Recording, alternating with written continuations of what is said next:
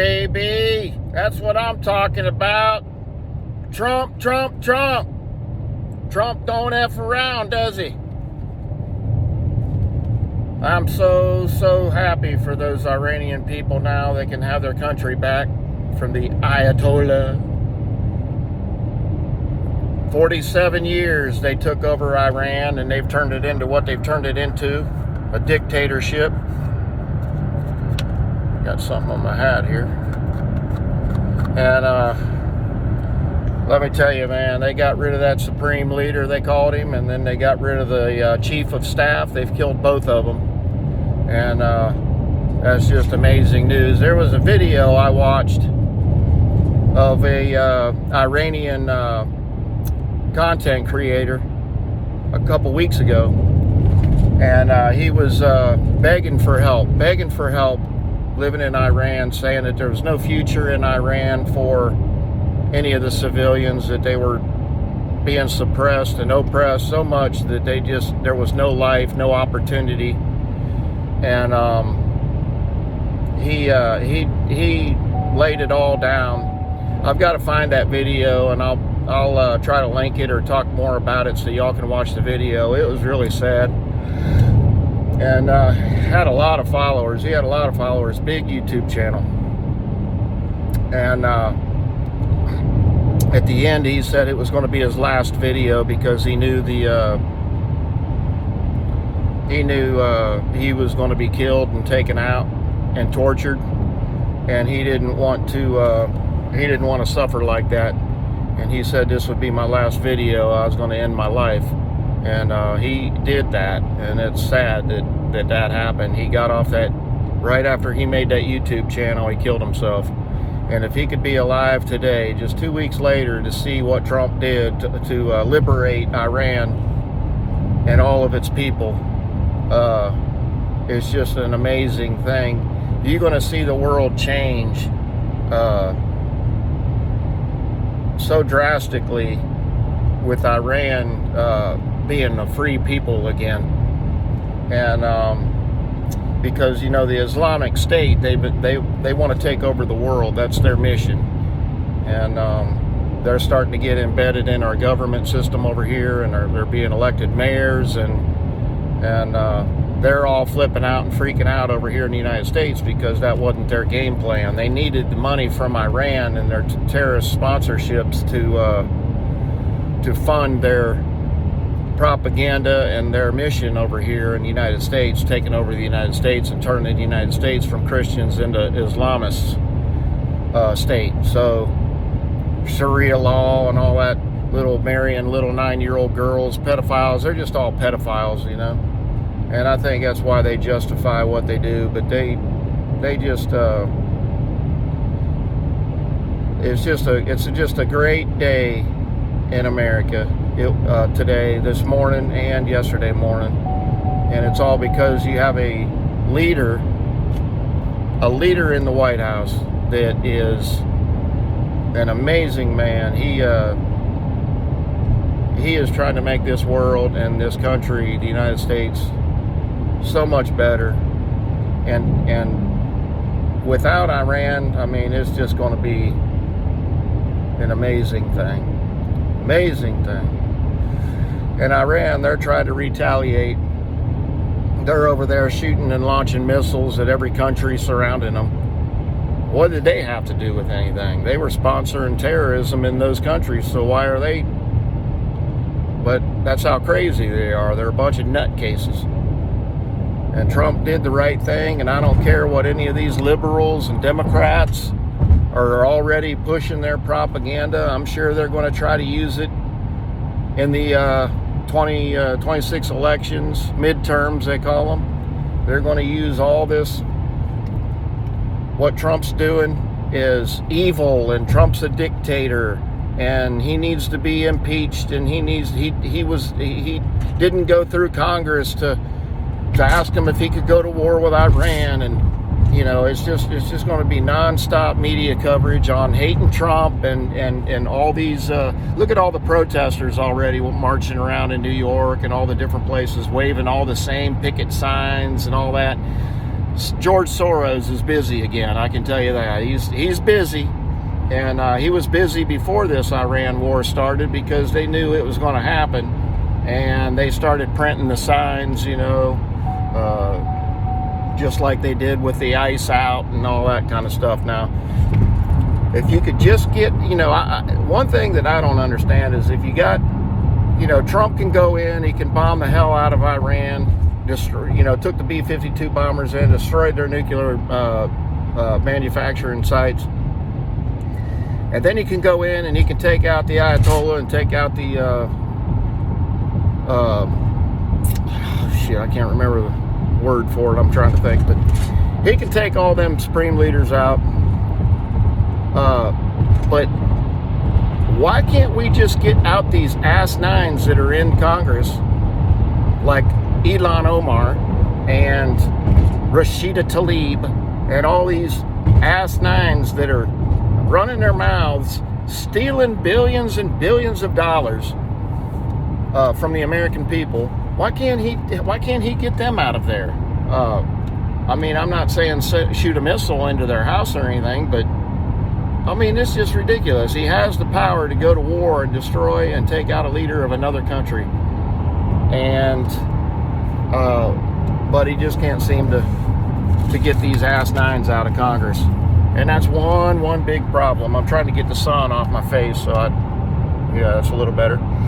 So anyway, enough of that. But it's just an amazing day yesterday and today. The world's going to be a safer place without Iran and the Ayatollah sponsoring terrorism all over the world. They're the leading sponsor of terrorism in the world, and they will be no more. And the Iranian people will be free. And Trump might even put a Trump hotel in Iran, and we can all go over there and see what Iran's all about. Now, I'm not all for going over and visiting caves and you know, walking around in the sand again, and like I did back in the 90s, but not in Iran, but in Iraq and Afghanistan. But I don't know. Maybe Trump will put a hotel in there. Leave a comment and let me know what you think. Should Trump put a McDonald's or a Burger King in Iran, or maybe a Walmart or a Target? Maybe he ought to fly in a Trump hotel and put over there. That would just be amazing. Maybe a Trump golf course. The Iranians could be over there playing golf and hitting golf balls instead of shooting missiles. That would be awesome. That would be awesome. So I'm proud of Trump. I'm proud of this country for doing what it did. They made the right decision. I don't care what liberals and what anyone else says. The Iranian people are going to be free to live their lives without fear of being murdered and slaughtered on the streets. I don't know if you knew it, but in the last month or so, the Iranians have been protesting because they want to be free from the Ayatollah. And the Ayatollah has slaughtered anywhere from 30 to 50,000 people in the last month or two because they've been protesting. Now, could you imagine if Trump did that to Americans in this country? If they were protesting on the streets, he just went and slaughtered them with the military? That's what the Iranian people have been living under, and Trump set them free. So I am so proud of our leader, Donald Trump. And enough said about that, but I don't know if y'all have noticed about something about me. Have you noticed anything about me since I started this video?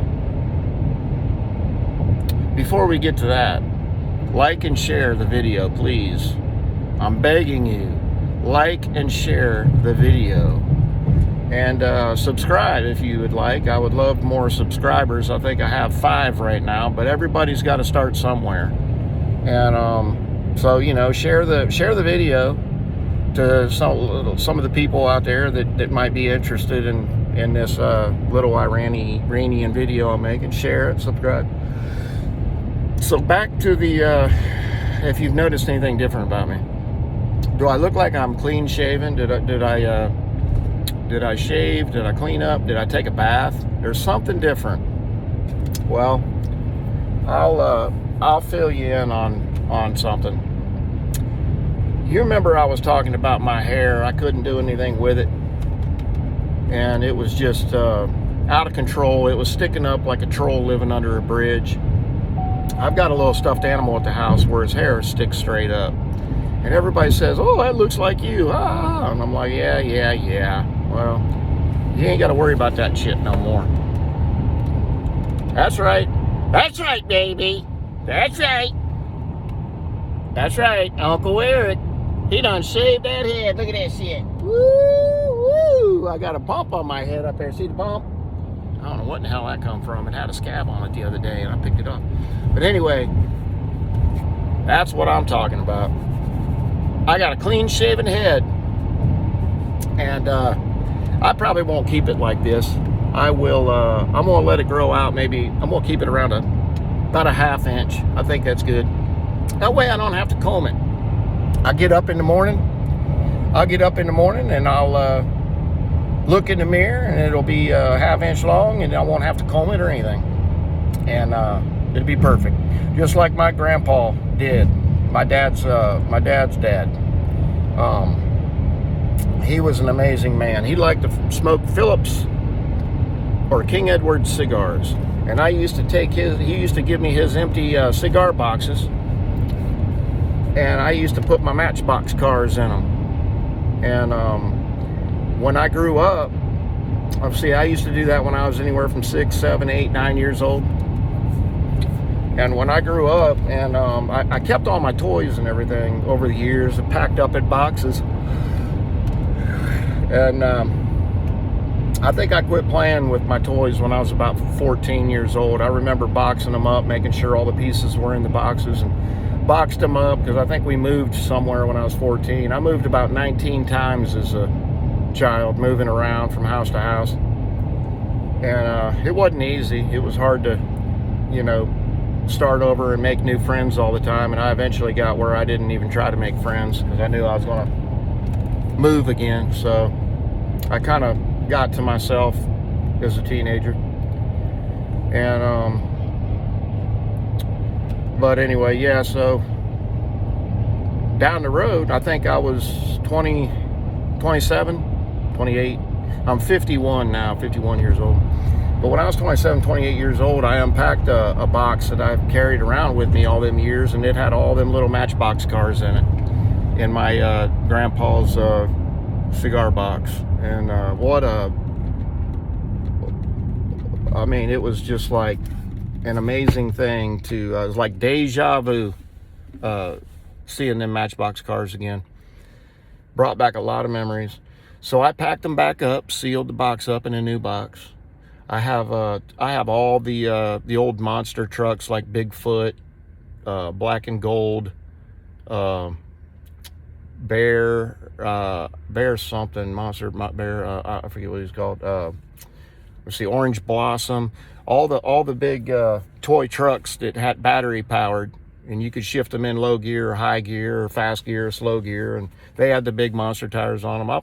I'll try to dig one out and show you. Flex was another one. Flex was one that had some tires on it where you could turn a knob on the side of the tire, and it would, whenever the little truck would go over an obstacle, a rock or something like that, the tires would flex. They would get, they would puff out, and it would.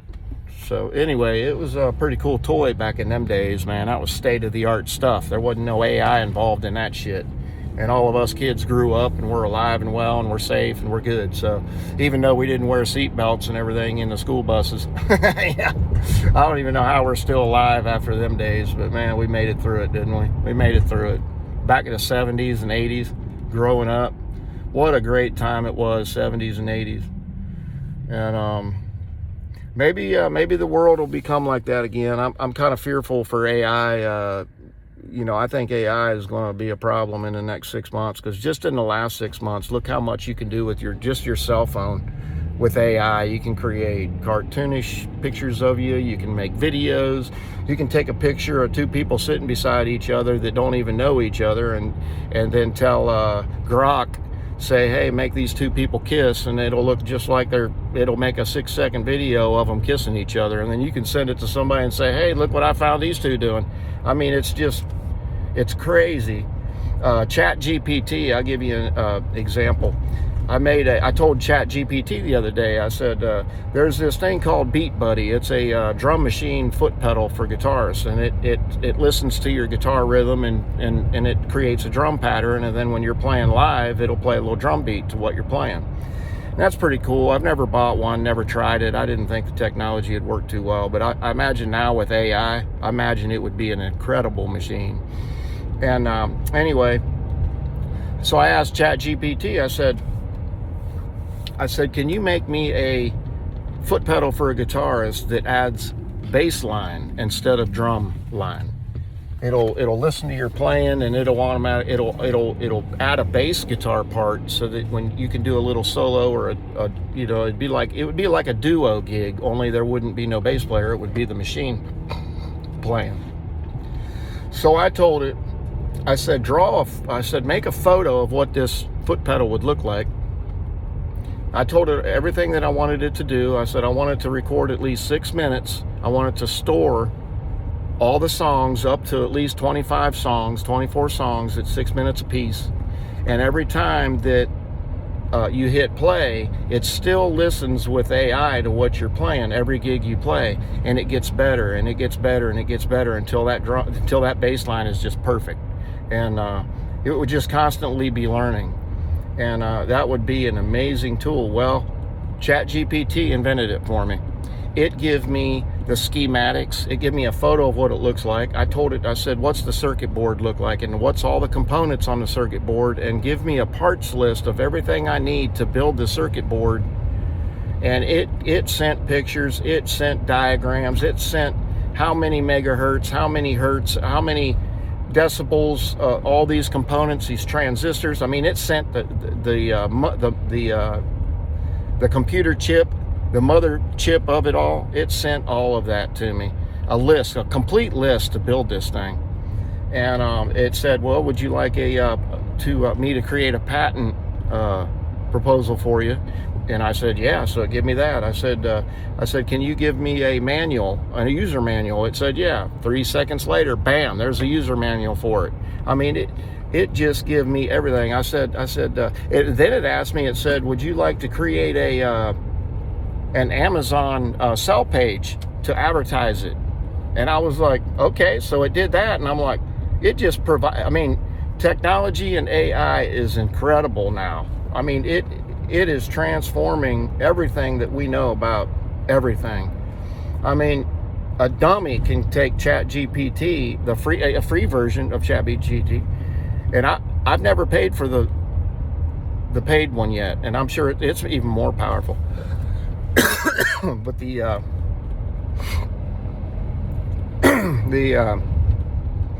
free version is just incredible. I'm making flyers for my little duet, and I've made flyers for my business. It made me a logo finally. I mean, I've went online for the last 10 years to these different websites that say they make logos, and nothing. I mean, they're all the same. It's just crap, you know. It's no real good logo. Nothing that I'm proud of or want to use.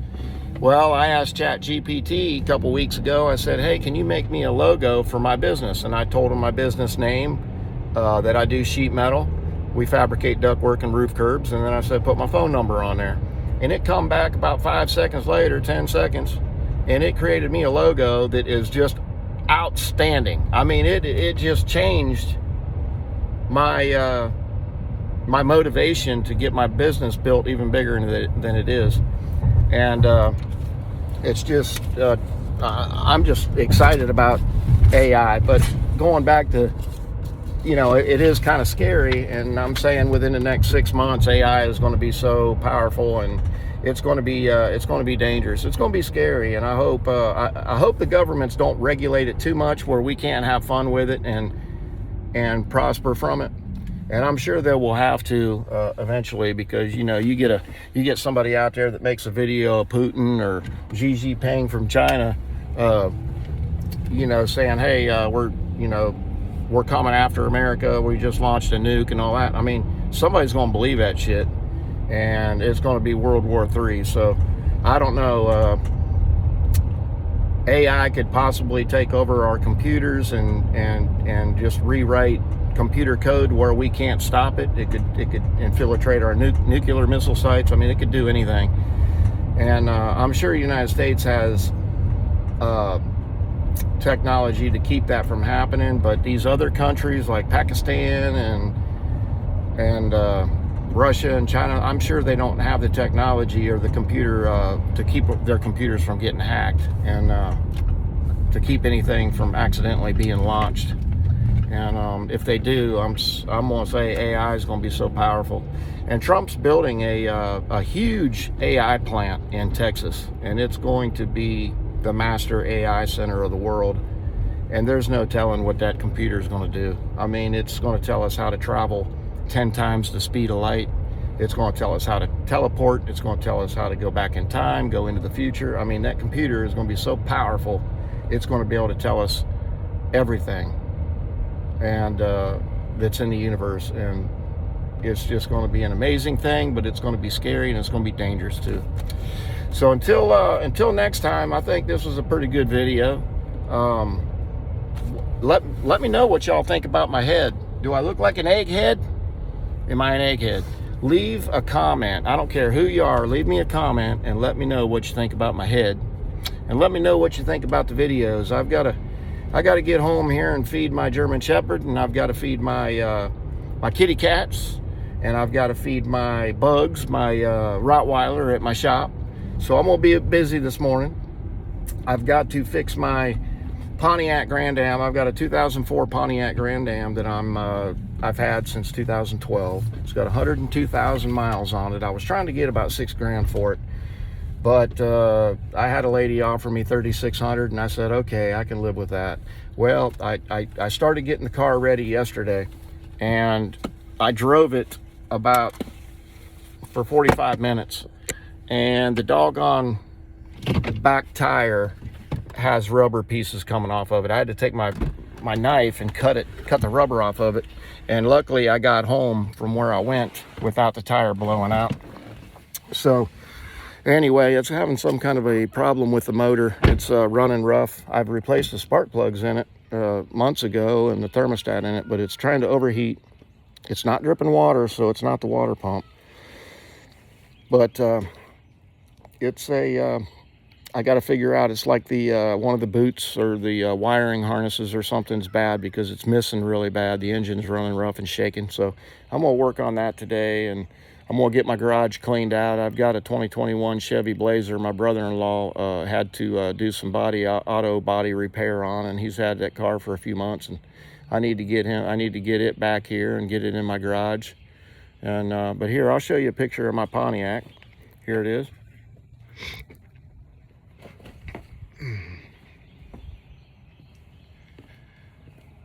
Pretty nice car.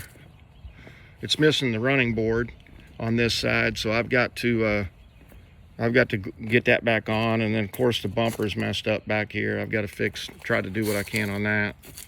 But yeah, it's been a nice car.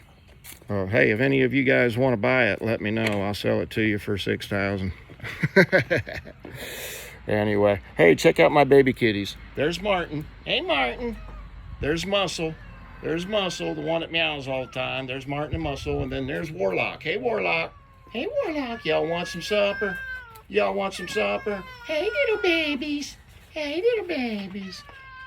Yeah.